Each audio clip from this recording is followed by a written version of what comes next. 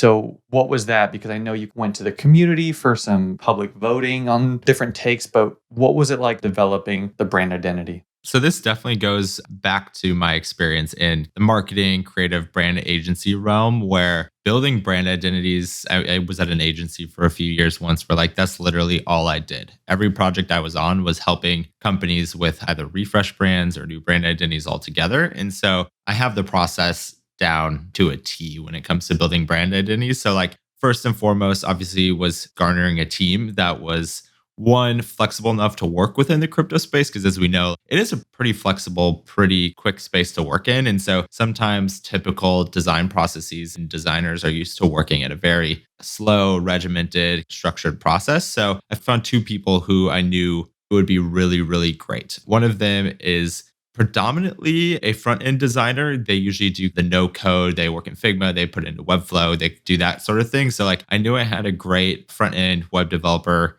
designer that was ready to go. And then just through a lot of other connections, a lot of friends, ended up with a designer who used to be a senior designer and art director at one of the biggest third wave coffee companies in the world. So working at places like Blue Bottle Coffee, Stumptown Coffee, like all over the place. And so we got super, super lucky to bring in a designer of that caliber that was used to working in this coffee space. And so basically what that then led to is the typical brand identity design process. So we went to the drawing board. We went through the mood board processes where we actually had both designers not necessarily like competing against each other. Sometimes designers feel like it's like that. I like to view it as more of a collaborative, each of you go off, do 3 to 4 unique mood boards each of styles and directions where you're pulling in type, illustration styles, color palettes, photography styles, like whatever it is, pull these into mood boards and then let's come together and review them. So I think we had 6 to 7 or 6 to 8 different mood boards that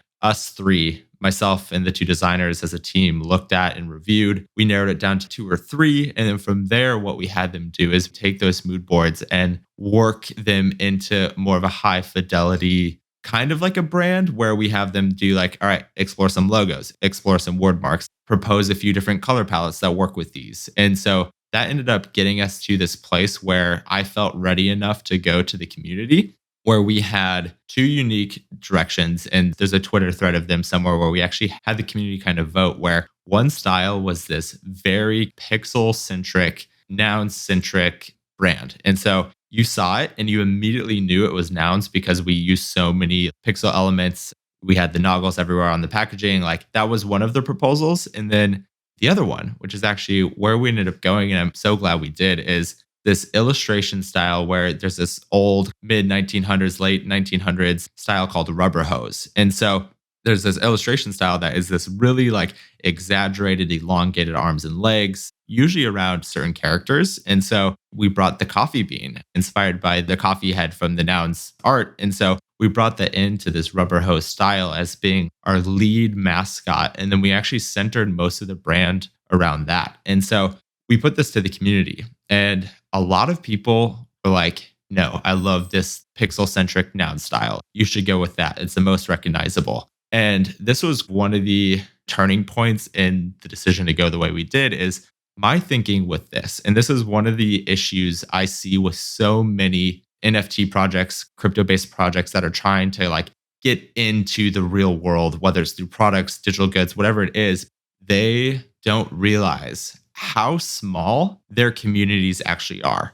When they're producing these projects and these products, t-shirts, hoodies, whatever it is, they're creating them for the communities. Sure, you're a 10K PFP project. Nouns, sure, you have like 5 to 10,000 people kind of interested. But like when you think about that at scale and viability for like keeping this business going, that is the smallest market in the world. And I've also noticed too that people in the crypto space, they will reshare, retweet, do whatever they want. But like it is very, very rare that they actually buy your products. And so our decision to go with this rubber hose, almost more recognizable style to people outside the crypto space was because the goal of Nouns Coffee, and I honestly think the goal of a lot of these projects and products that are coming out of Nouns should be, sure, you build this off of this amazing brand, Nouns, you already have this start of a community, but in order for your product and your project to actually be viable and withstanding through the test of time, you need to have people who know absolutely nothing about crypto, nouns, etc. They need to be able to see that product and be like,